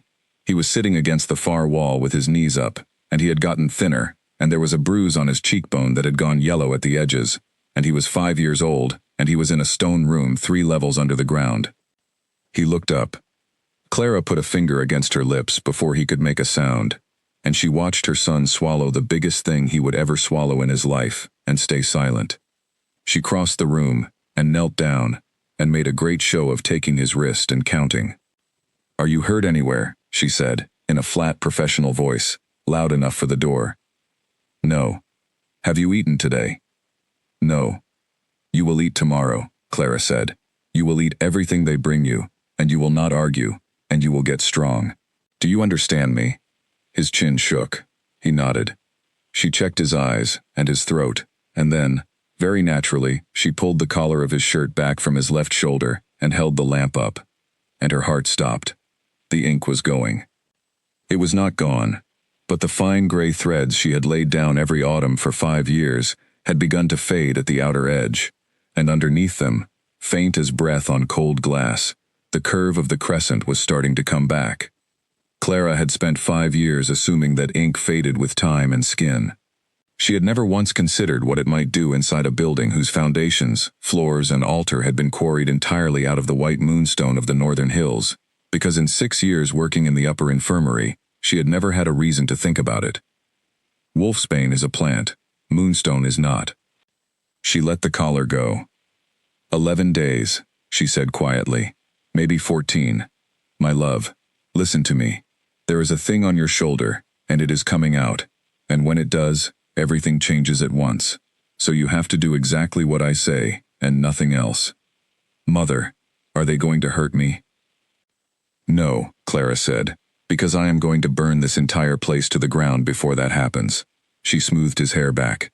Eat, sleep, be quiet, and be dull, and be nobody. Can you be nobody? I am good at that, Noah said. I have been just Noah my whole life. She had to put her hand over her mouth. Then she stood up and told the men at the door in a bored voice that the child was underfed and unwell and would need a healer daily, until the rite, and would somebody please write that down, because she was not going to be blamed if he died on their watch. They wrote it down. For 11 days she went down that stair every evening, and on the 9th of those days, coming up out of the Undercroft with an empty basin, she came around a corner and walked directly into the King of the Moon Kingdom. She did not react. That was the thing she was proudest of afterward. She stepped back, dropped her eyes, and murmured an apology. Ethan Hale did not move. He stood in a dim stone passage at 11 at night with a lamp in his hand, and he looked at a servant woman in a gray shawl, and something behind his face began, very slowly, to catch fire. Look at me, he said. Clara kept her eyes on the floor. Sire, I am late for the... Look at me. And because a direct order from a king in his own house cannot be refused by a woman with 3 words on a slate, she looked up. Nothing happened. That was the terrible part. There was no shout, no recognition, no scene. He simply stood there, staring at a face he had seen in a garden 6 weeks earlier. And something in him was howling, and something else in him could not make the connection, and Clara watched the two things fight. She had seen it once before, a soldier at 19, after a bad fall, who could name every horse in his troop, and could not name his own sister. "Do I know you?" Ethan said. "No, sire." "That is not true," he said. "That is a lie, and I am not angry about it, which is strange." He rubbed his forehead with the back of the hand holding the lamp. "There is a woman. I know there is a woman. I stood in a garden 6 weeks ago in the borderlands, and I know something happened in it. And there is a wall in the middle of it with no door in it. And this is the second time in my life I have found that wall in the same place." Clara stood very still, with an empty basin in her hands. "Sire," she said, "you should see a healer." "I am seeing one," he said. "Am I not?" She did not answer. He let her go. She got around the corner and put her back against the wall, and stood there shaking for a full minute. Ruth Ashford had not simply forged a document 6 years ago. She had gone into a man's head on the morning after a red moon, and taken out the 11 hours that would have stopped him from reading a name off a page. And she had gone in again 6 weeks ago, and Clara could not begin to imagine how it was being done. But she knew the shape of it now, and the shape of it was a woman with a box only she had a key to, standing quietly behind 3 kings. 2 nights later, Ethan Hale went down to the north, Undercroft himself. He told nobody. He took his own lamp. He had been unable to sleep for 11 days, and had finally, at 2 in the morning, admitted to himself that the reason was a piece of information his own steward had let slip in passing, which was that the child being held for the great rite was 5 years old. The men at the door were badly frightened to see him. He went in alone. The boy was awake, sitting against the wall with his knees up. Ethan crouched down, slowly, making himself smaller, the way he had done once before at a doorway in a border village without ever knowing he had done it. "What is your name?" he said. "Noah." "Noah what?" "Just Noah." The king went absolutely still. He was still looking at the boy. He was still crouched. The lamp was between them on the floor, and it threw its light upward, the way lamps on floors do, and it lit the child's face from underneath, and it caught his eyes. Pale silver, ringed with a darker gray. Ethan Hale had spent 22 years being told that he had his father's build, and his father's temper, and his father's jaw, and that there was only one thing of his mother left in him, and it was not in him at all. It had skipped him entirely, and everyone who had known Anne Hale said the same thing in the same slightly wistful voice. She had the strangest eyes, silver, near enough. You never forgot them once you had seen them. The king reached out, without any idea that he was doing it, and put his hand on the side of a stranger's face. "Where is your mother?" he said, and his voice had gone completely out of his control. "Boy, look at me. Where is your mother?" And Noah, who had been quiet and dull and nobody for 11 days exactly as he had been told, looked at the man in front of him, and did the arithmetic that only a 5-year-old would have dared to do out loud. "You are shorter than they said," he answered, "and last time you laughed." They found her in the linen room at 3:30 in the morning, and there were 4 watchmen in the doorway, and Clara did not even try to run. She was taken up to a small chamber off the king's study, with a table in it and 1 window, and the door was shut, and Ethan Hale stood on the other side of that table, with his hands braced on it, and looked at her for a long time without speaking. "Anna Wynne," he said at last. "Out of Redwater. No family living. Yes. There is a boy 3 levels under this house, who says he has met me before, and who laughed at my height in a garden in the borderlands, and who has my mother's eyes." His knuckles had gone white on the tabletop. "So we are going to stop. Both of us. Right now." Clara said nothing. "Say your name." "You know my name." "I do not," Ethan said, and his voice cracked straight down the middle. "That is what I am telling you. I do not. I have a hole in my head where your name should be, and I can feel the edges of it. I have been able to feel the edges of it for 6 years, and every time I get close to it my mind slides off like a foot on ice. So say it. Say it out loud in this room, and make it stay." Clara looked at him. Then she said, "Clara Bennett, I worked in the lower infirmary of this house for 9 years. I stitched your arm at midnight when you were 27, and too proud to wake a physician. And you are the father of the boy in the North Undercroft." The room was completely silent. Ethan sat down. He did not choose to. His legs simply stopped. "Say the rest," he whispered. So she said the rest. She told him about 2 years of being careful. About a red moon and a tower room. About standing in a servant's corridor with her shoes in her hand while 1,000 people cheered. And then she told him about the chapel floor. "There is a passage under the chapel, with a grate in the ceiling," Clara said. "The lock has been broken for 6 years. I was in it, running, when I heard Ruth Ashford read out a prophecy about the first child of the crowned king by a moonless woman. She said the child would carry the old mark on the shoulder. She said the child would unmake the throne.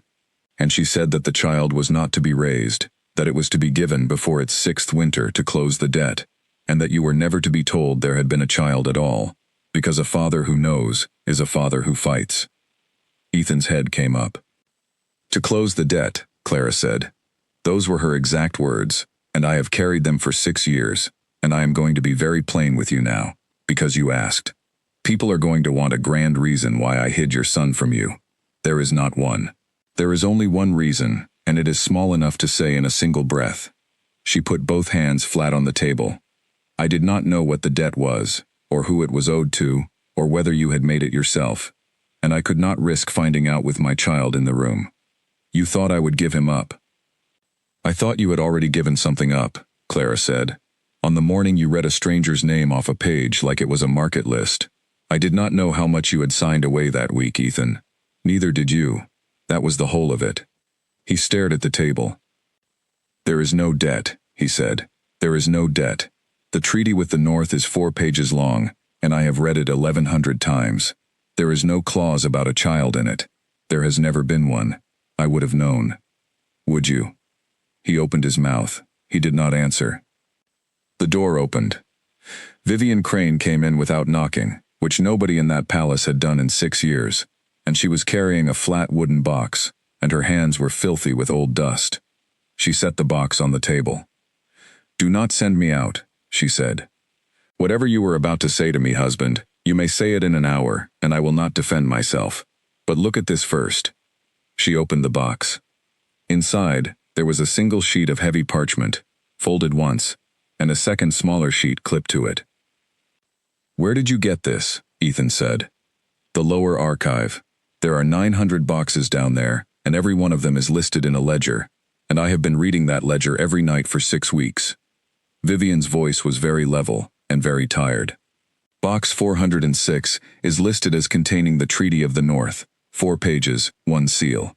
There are 5 pages in it." Ethan unfolded the parchment. Clara watched his face, and knew the exact moment he reached the bottom of it. It was 1 page. It was written in the flat legal hand of the royal clerks.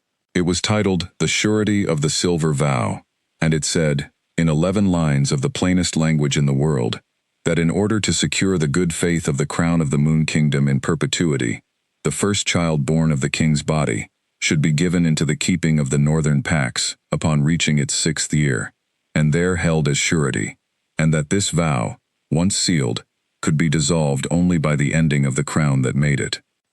At the bottom of the page there was a seal in red wax, unbroken and perfect. And beside the seal, in a hand Ethan Hale had been writing since he was 9 years old, was his own name. He made a sound. It was not a word. "That is your signature," Vivian said quietly. "Yes." "Is it a forgery?" Ethan looked at it for a long, long time. He turned the page toward the lamp.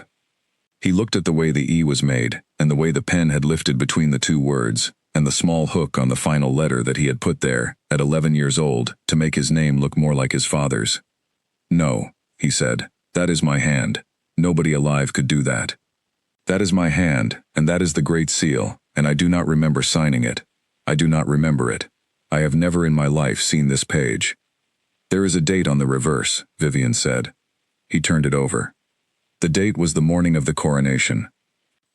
Clara sat down slowly in the chair by the window. 6 years. 6 years of a small good life, built on top of a certainty. And the certainty had been exactly correct, and it had also been the wrong shape. She had run from a father who might give his son away. The father had already done it, 11 hours after telling her the moon does not make mistakes, with a pen he could not remember holding. "The second sheet," Vivian said. It was a note. 4 lines, in a different hand, dry and unhurried, and entirely without decoration. Sealed at first light. He will not recall it.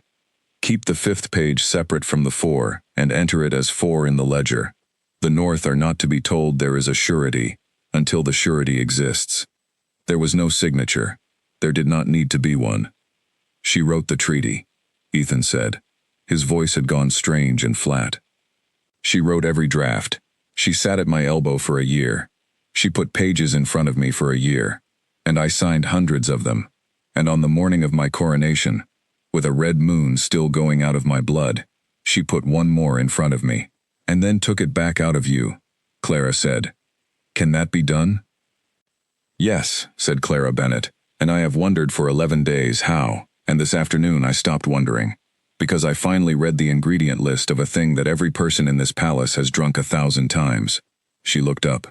The chapel provides the water for the coronation cup, and the funeral cup, and the marriage cup. She has been the only hand on that cup for 40 years. That is not proof, Vivian said. No, that page is proof. Clara pointed at the parchment.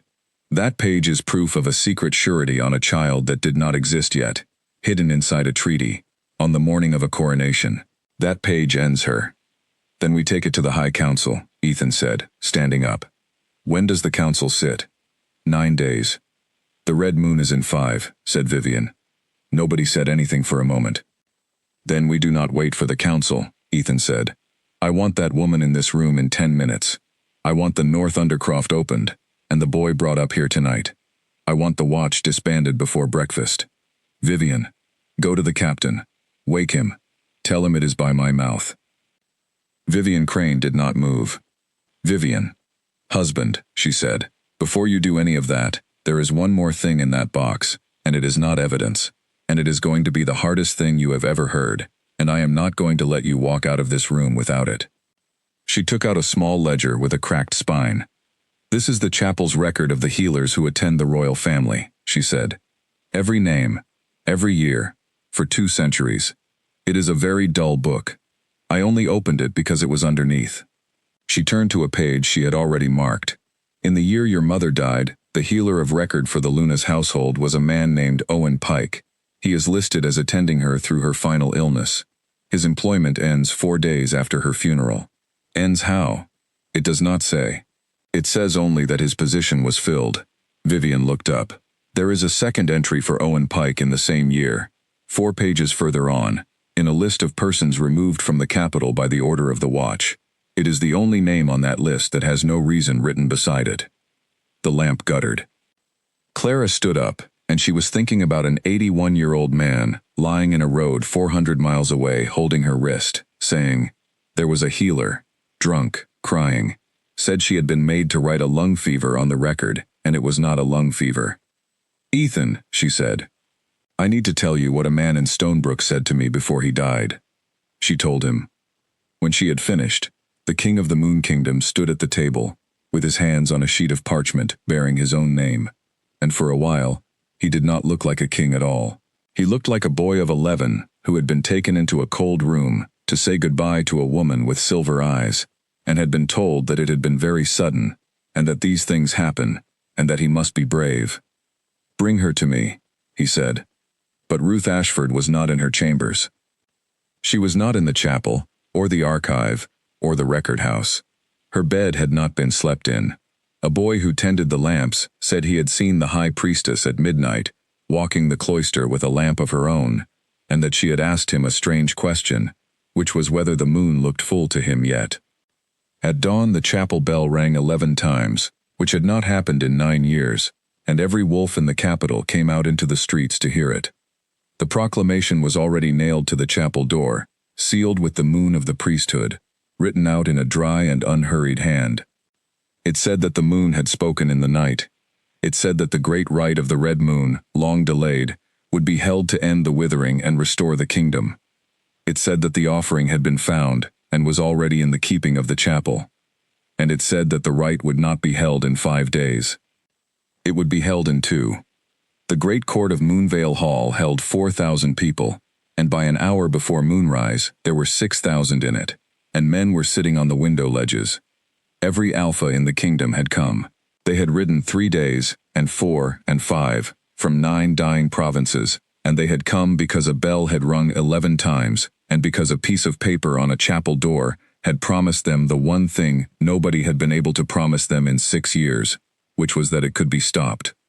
The king could not clear that room. That was the thing Ethan understood, standing at the top of the stair at dusk with his captain beside him. He had 600 household guard.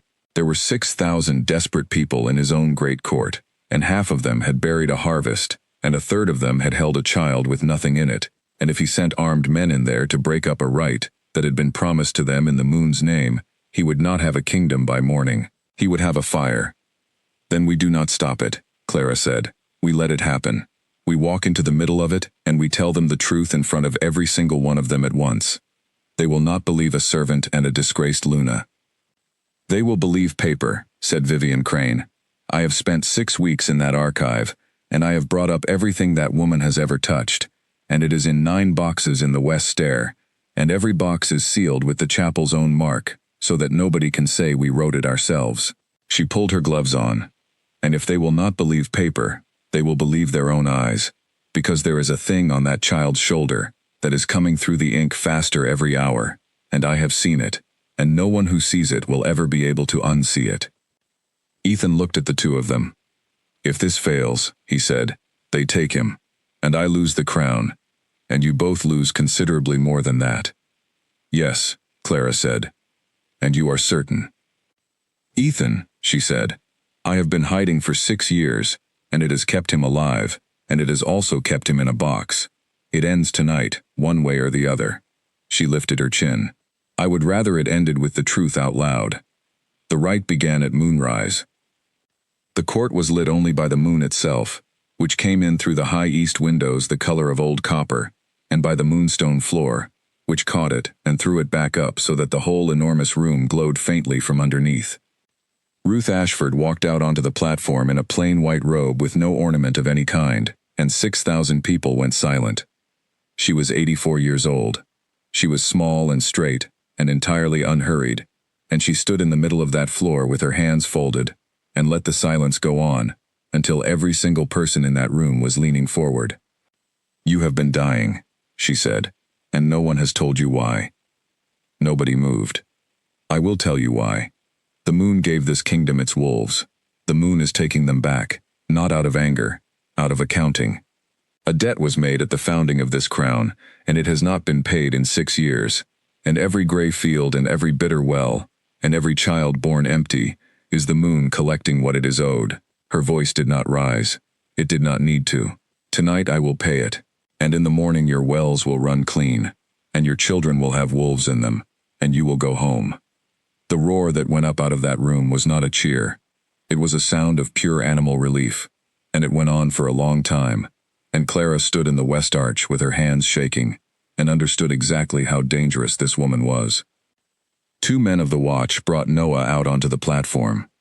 He came out barefoot in a plain white shirt, 5 years old, with his chin up and his hair standing on end, and he looked out at 6,000 faces and did not cry.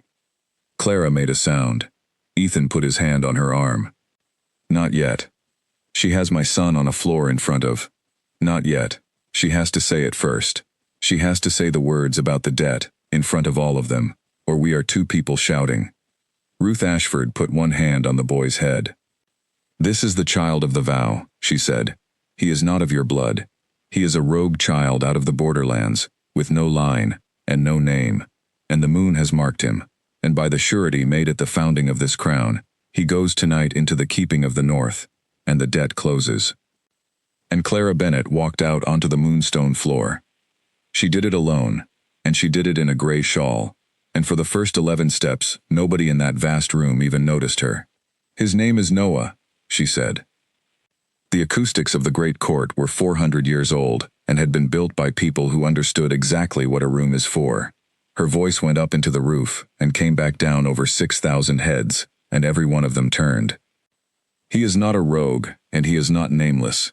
He is 5 years old. He was born in a storm in a village called Stonebrook, and I am his mother.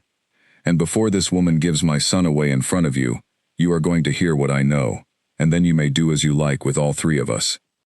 Ruth Ashford looked at her, and for 1/2 second the composure slipped, and in that half second, Clara saw something she had not expected at all, which was that the old woman had genuinely believed she had made this impossible. Remove her. Nobody moved. 6,000 people had just been told there was a mother. There is a page in the lower archive of this house, Clara said, hidden inside the Treaty of the North, that promises the king's firstborn to the Northern Pax as surety, signed on the morning of the coronation. The North have never been told it exists. Ask them. There are 11 of their alphas in this room tonight. Ask them right now, out loud, whether they have ever heard of a surety of the Silver Vow. Every head in that room turned to the North benches. The Northern alphas were on their feet. Their eldest, a huge gray-haired man named Cormac Vale, who had fought the Moon Kingdom for 10 years and signed a peace he had never quite trusted, stood with his hands on the rail and shouted, in a voice like a door coming off, "We have not. We have never heard of it. On my father's bones, we were promised no child." The room began to make a low sound. Because it was never for the North, Clara said. It was for her. It has always been for her.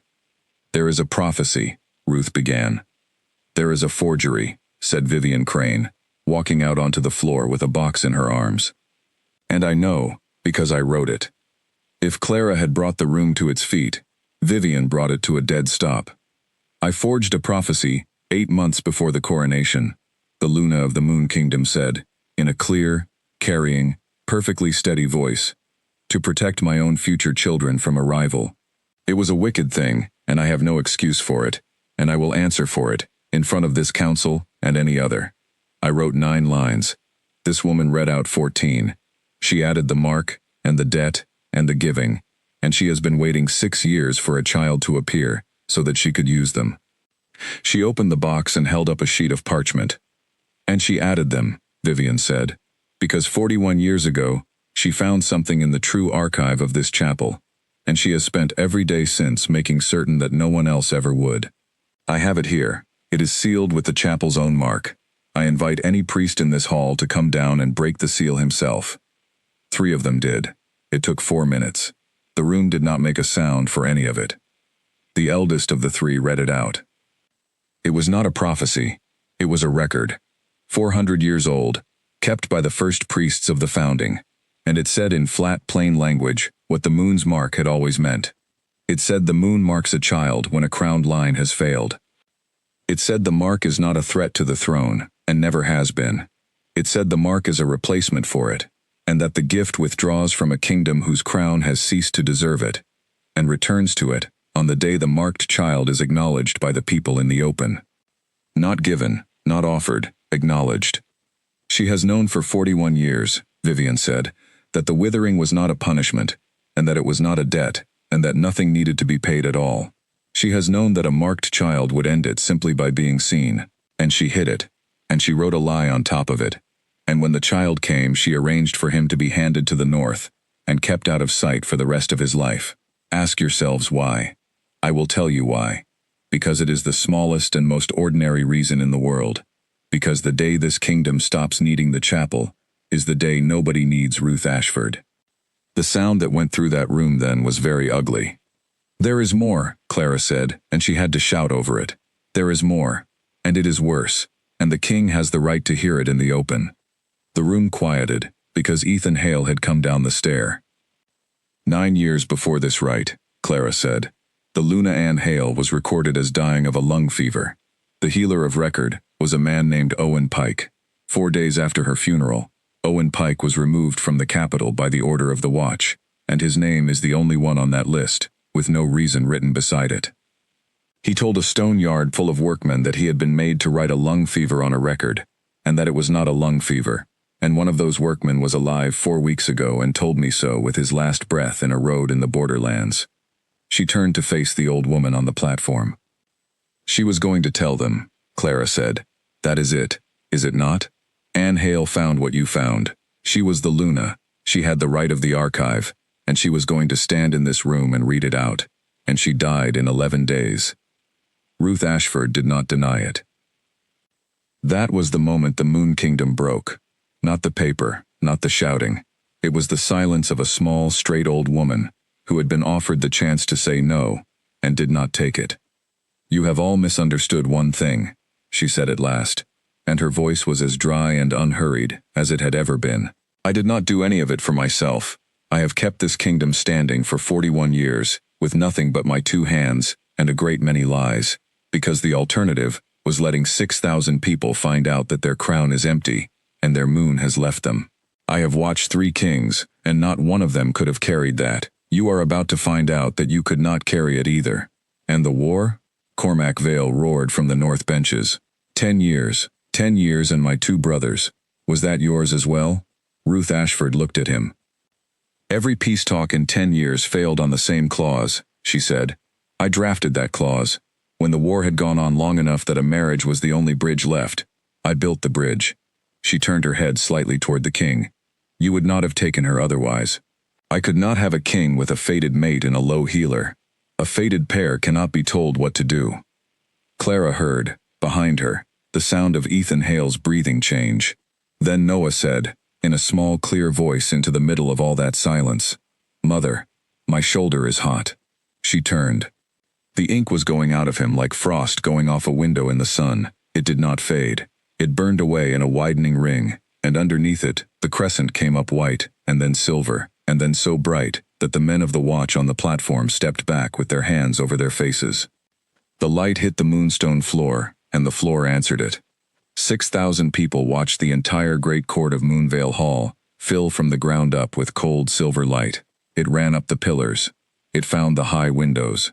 Out in the city, every white stone in every wall began to shine, and people who had not been able to get into the hall came out of their houses into the streets and stood looking up. And in the middle of the floor, a 5-year-old boy, with no family name, shifted for the first time in his life. It was not graceful. He fell over twice. What stood up at the end of it was a silver wolf pup the size of a large dog, ridiculous and unsteady and blazing, and it shook itself, and looked around the biggest room it had ever been in, and then trotted directly across 400 years of moonstone to its mother, and sat down on her feet. The withering broke that night. They would argue about the exact hour for a century afterward.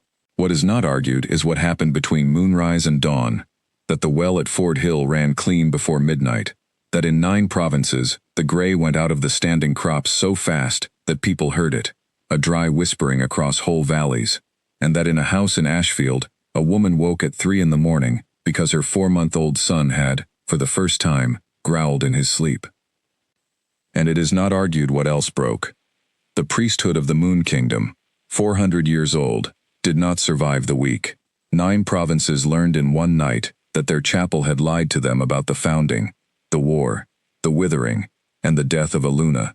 The northern Pax learned that the peace they had kept for 6 years had been built on a hidden page. 3 noble houses that had grown rich on 10 years of war stood up in that hall and started shouting accusations at each other before the light had even gone out of the floor, and 2 of them would not exist in a year. The history of the Moon Kingdom, as every child in it had been taught it, ended at moonrise on the night of the red moon and did not start again. Ruth Ashford was taken off the platform by 3 of her own priests. She did not struggle. At the edge of the floor she stopped and turned, and she looked out over 6,000 people, and she was still not afraid, and that was the last unbearable thing. "You have not understood," she said. "None of you. You think you have caught a liar." "Take her out," Ethan said. "The vow is still sealed," said Ruth Ashford. Everything stopped.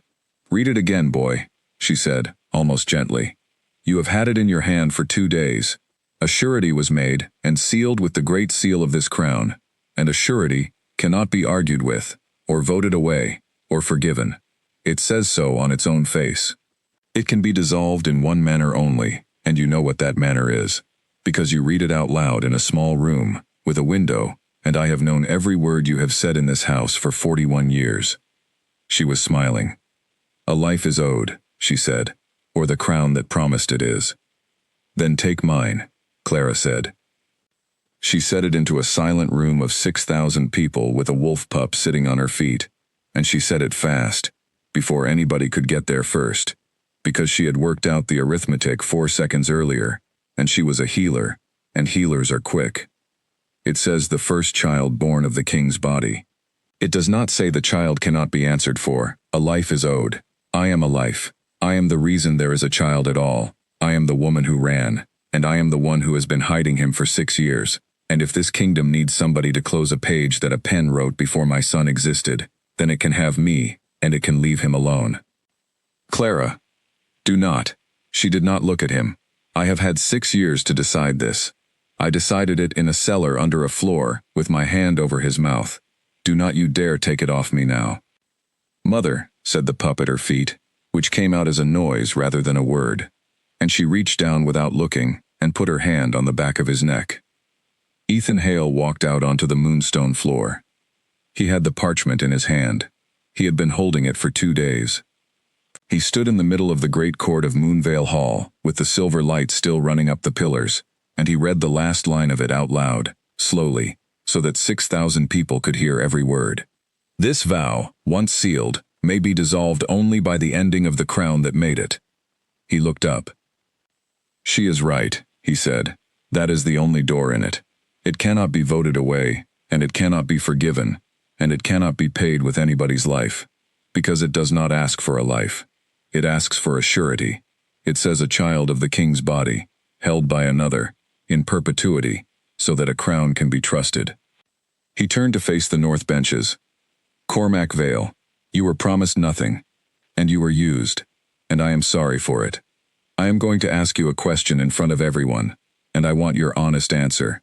If there were no crown of the Moon Kingdom at all, would you still keep the peace? The huge gray-haired man stared at him. With who? He said. Peace is made with a person, boy. You cannot sign a treaty with an empty chair. Then let us find out, said Ethan Hale, whether we can be trusted without one. And he tore the parchment in half, and then in half again, and then he took the great seal of the Moon Kingdom off the chain around his neck, and he set it down on the moonstone floor in front of 6,000 people, and he stood up without it. The noise that came out of that room went on for a very long time.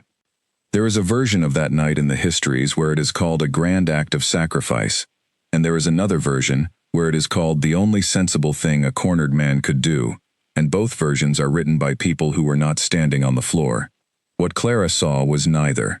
What she saw was a man who had signed away a child he did not know he had, on a morning he could not remember, because a woman had decided he was easier to steer than to argue with, and who had now made absolutely certain, in the most public way available to him, that nobody would ever be able to do it to him again, because there would be nothing left to steer. The crown of the Moon Kingdom ended at 3 hours before dawn on the night of the red moon, 411 years after it was founded. The vow died with it, exactly as it said it would, because a surety with no crown behind it is only a piece of paper about somebody's grandchildren.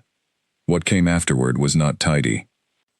It took 14 months to build the Council of Pax, and it very nearly failed twice, and the second time, it was saved by a proposal that Cormac Vale of the North put forward in a bad temper at 2 in the morning, which was that no province should be permitted to send its alpha, and only its alpha, and that every province must send a healer as well, and that the healer would have a full voice.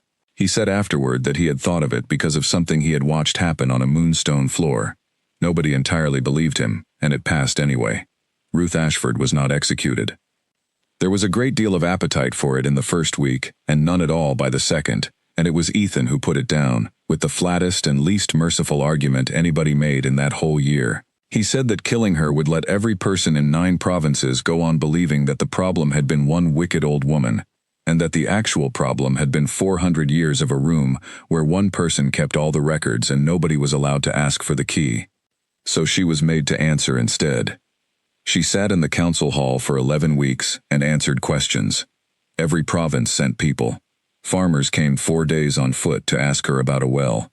A woman from Ashfield asked her, in front of everyone, whether she had known that her son would be born empty, and Ruth Ashford said yes, and the woman thanked her politely for the answer and sat down, and that was worse than any shouting. She died in the 3rd winter, in a small room, having outlived the thing she had spent her life protecting by 2 years and 4 months. She never once said she was sorry, and Clara came in the end to understand that she genuinely was not, and to stop needing her to be. Vivian Crane stood in front of the council on the 4th day and gave a full account of the forgery, including the tea and the lamp smoke, and asked for no allowance at all. They put her out of the capital for 5 years.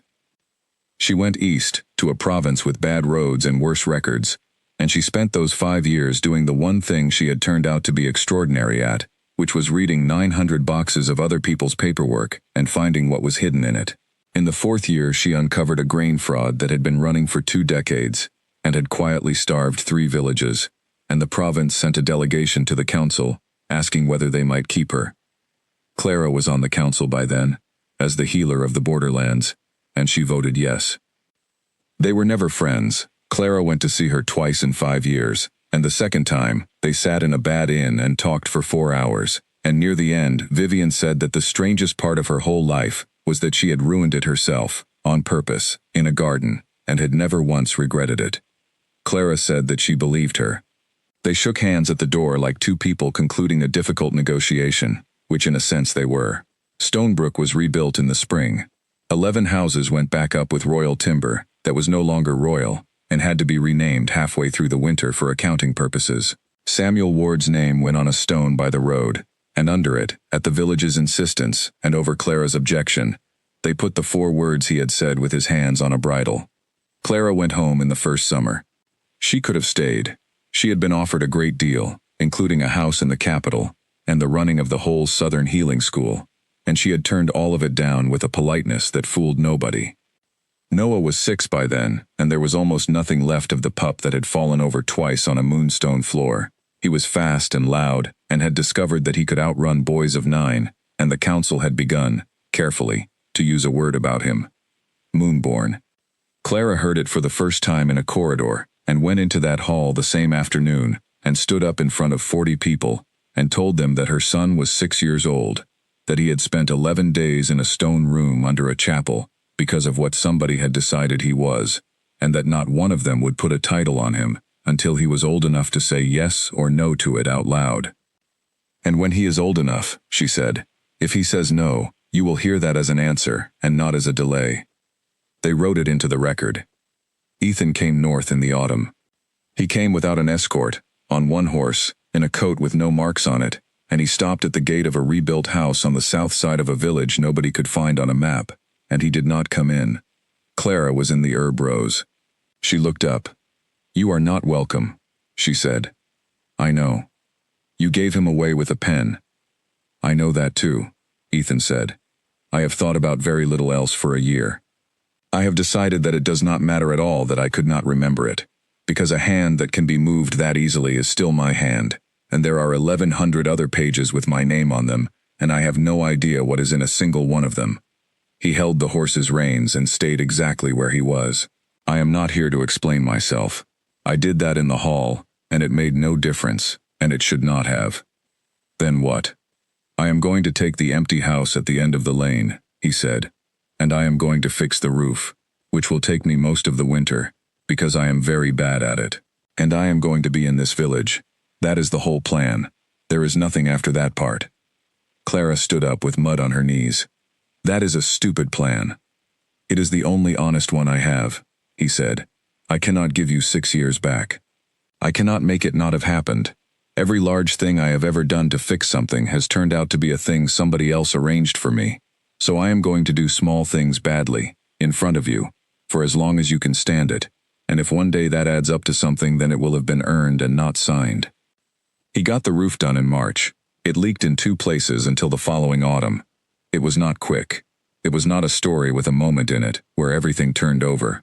It was a man mending a wall and getting it wrong, and a woman not offering to help for the first 4 months, and a boy who worked out the truth entirely on his own at 7 and came storming into the kitchen to shout about it and then, eventually, went out to the lane to look at the wall. There was a conversation between the 2 of them that Clara did not hear and never asked about. It lasted a long time. At the end of it, Noah came back in and said only that he had told the man he was not calling him anything yet, and that the man had said that was fair. He called him something in the end. He was 11. It happened in the middle of an argument about a fence, and neither of them noticed it until an hour afterward, and then both of them pretended very hard that they had not. Clara Bennett lived to be 76. She sat on the Council of Pax for 31 of those years. She trained 140 healers, and she wrote out her mother's book properly, with her own additions, and it is still in use. In the middle of it, between a page on lung fever and a page on setting a badly broken arm, there is one short page on wolfsbane ink, with a full method and a warning about moonstone, and a single line at the bottom that reads, "I hope no one ever needs this. If you do, redo it every autumn, and hold him still, and talk to him the whole time." There is a garden on the south side of a house in Stonebrook that is 9 kinds of herb wide, and has a low stone wall around it that has been rebuilt twice, by people with more patience than skill. The last thing to say is a thing that gets said badly in most of the histories, so it is worth saying plainly. The truth did not save the Moon Kingdom. 6,000 people found out in one night that their founding was a lie, that their war had been arranged, that their chapel had ended Aluna's life to keep a secret, and that their crown had promised away a child it had not met. Nothing about that was healing. It cost them their history, their priesthood, 3 noble houses, and the country they thought they lived in, and there are people who never forgave anybody for it, and died still angry. But the wells ran clean, and the wheat came up gold, and in the 9th year after the rite, there was not one child born in 9 provinces, with nothing inside it. And a woman who had spent 6 years hiding a boy in a cellar, got to stand in a garden in the evening with mud on her knees, and watch him argue about a fence with his father, in the open, in front of the whole village, where anyone at all could see.